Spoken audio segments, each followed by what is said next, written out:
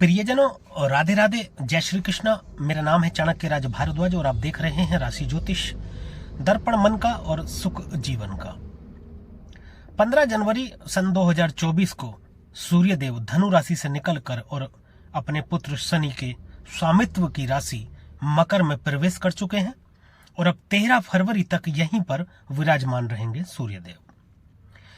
तो सूर्यदेव हर महीने एक राशि परिवर्तन करते हैं और जिस राशि में गोचर करते हैं सूर्यदेव, उस राशि के नाम के आगे संक्रांति लग जाने से वह उसी नाम से जाना जाता है। जैसे कि पिछले महीने जब सूर्यदेव राशि परिवर्तन करते हुए धनु राशि में प्रवेश कर गए थे, तो उस दिन को धनु संक्रांति के नाम से जाना गया था। और अब जब सूर्यदेव धनु राशि से निकलकर और मकर राशि में प्रवेश कर गए हैं, तो वह मकर संक्रांति के नाम से जाना गया है।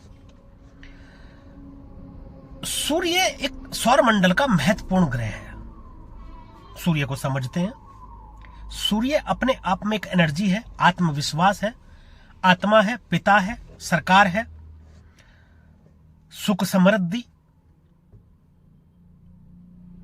नेम फेम प्रसिद्धि, सरकार सूर्य है। सूर्य नव ग्रहों में ग्रहों के राजा है और सभी ग्रह सूर्य की परिक्रमा करते हैं। सूर्य इसलिए भी महत्वपूर्ण हो जाते हैं कि केवल एकमात्र ग्रह है जो पृथ्वी पर प्रकाश को फैलाता है। अगर सूर्यदेव ना हो तो मैं कहूंगा पूरी पृथ्वी अंधकार में डूब जाएगी। और पृथ्वी का क्या, मैं तो कहूंगा कि तीनों ही लोग अंधकार में डूब जाएंगे।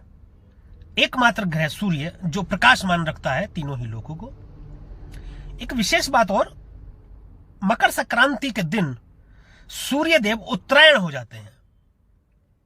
जब ये उत्तरायण होते हैं तो इनके प्रकाश में वृद्धि होती है, तेज बढ़ता है, इनका ऊष्मा की ऊर्जा बढ़ती है, प्रकाश बढ़ता है।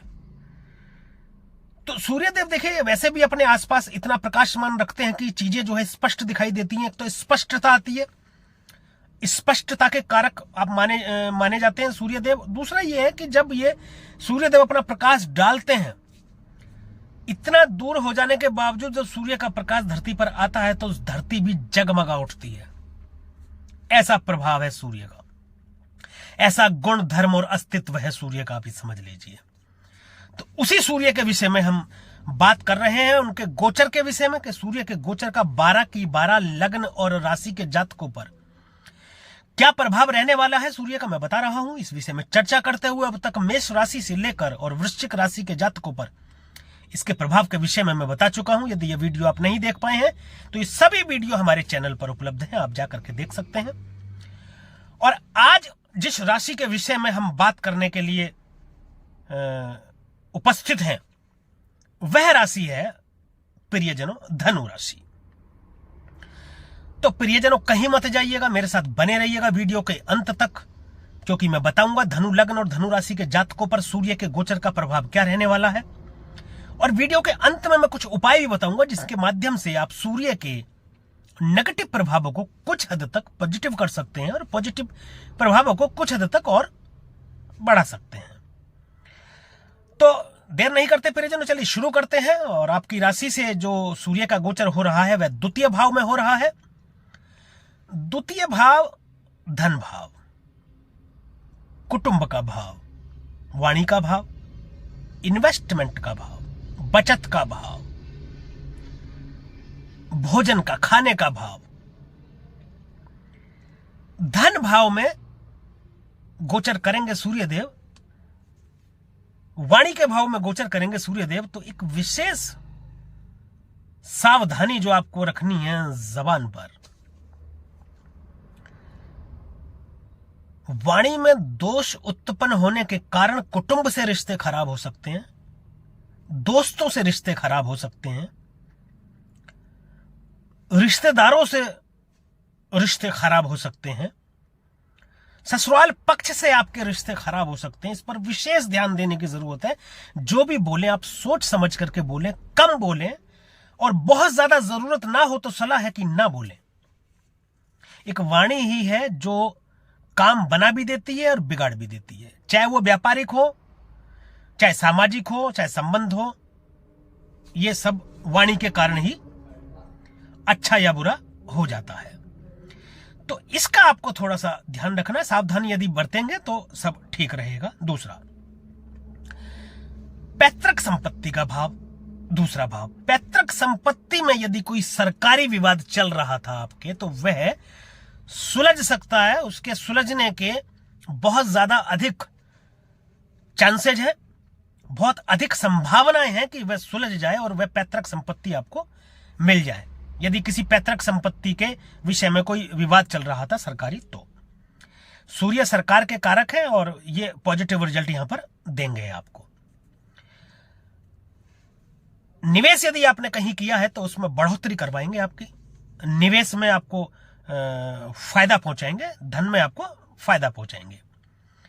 अभी परिजनों एक चीज हम देखते हैं, देखिए ये आपके भाग्य भाव के स्वामी बने हैं। देखिए सूर्य देव भाग्य भाव के स्वामी बने हैं और आपके धन भाव में बैठे हैं, तो धन संबंधी समस्या या कार्यों में आपको भाग्य का पूरा साथ मिलेगा। पैतृक संपत्ति का भाव है दूसरा घर। यदि पैतृक संपत्ति में कोई विवाद चला आ रहा था तो यह समझ लीजिए कि वो आपके भाग्य में है, उसके साथ आपका भाग्य जुड़ गया। धर्म स्थान है, नवम भाव धर्म का स्थान है। बड़े भाई बहनों से रिश्ते आपके अच्छे होंगे, धार्मिक आपकी यात्राएं होंगी, धर्म की तरफ आपका झुकाव बढ़ेगा, ज्योतिष की तरफ आपका झुकाव बढ़ेगा। साधु संतों का सम्मान करने के लिए आपके मन में भाव उत्पन्न होंगे। तो ये धन भाव भाग्य से आपके जुड़ गया। आपकी भाग्य की बदौलत आपको धन की प्राप्ति होगी, बचत होगी। जो इन्वेस्ट करेंगे वो भाग्य की बदौलत उसमें फायदा होगा, धन लाभ होगा। अब दृष्टि इनकी अष्टम भाव में जा रही है। अष्टम भाव अचानक से घटित होने वाली दुर्घटनाओं के विषय में जाना जाता है। अष्टम भाव बदलाव का कारण है, परिवर्तन का भाव है, मृत्यु भाव है, आयु का विचार करते हैं।